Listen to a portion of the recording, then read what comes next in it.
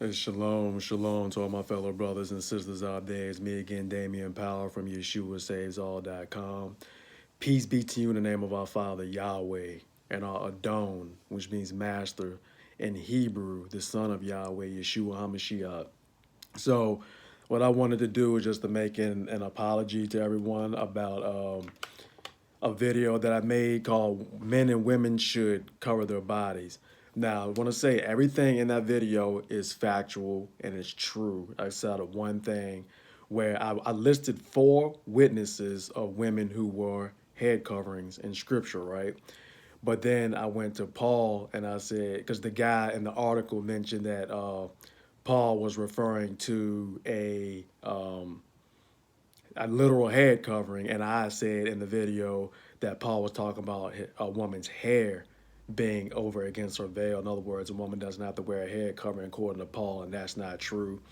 Um, One thing that I always talk about is that Paul did not speak against the Torah. He never did. His words are just hard to understand. And just as I did in this previous video, is going back and studying the etymology of the words, which is something that I really started getting deeper into. So I started to look at the etymology of the words. And when you look at First Corinthians chapter 11, verse 4 through 7, Paul uses 2 different Greek words to explain what a covering is. He's talking about a literal covering for the woman. And then when you get to verse uh, 15, which seems to throw many off, is that, including myself at the time when I did the video, is that the word that Paul used for hair is a completely different word for covering than he used in verses 4 through 7. So he was talking about a literal covering. So at the end of the day, what Paul is saying is that a woman should have long hair. Indeed, yes. But her long hair should be covered when she prophesies or prays or prays and worship. So that is the context of what he's saying. So in other words, what I'm saying is I gave 4 witnesses of women who wore a head covering on their head. And what I'm saying today is that Paul agrees with them.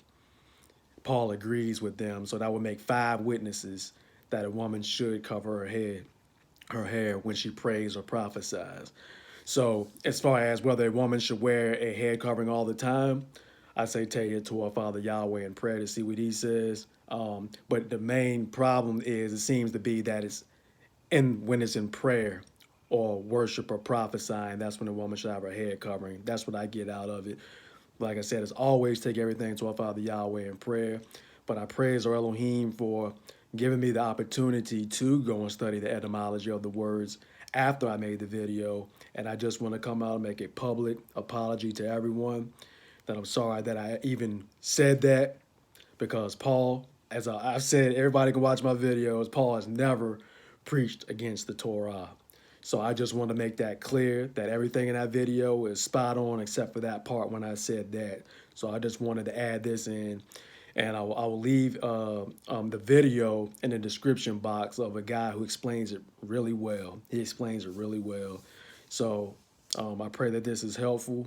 I pray that you all forgive me for that error that I made in that video. What is it called? Men and women should cover their bodies.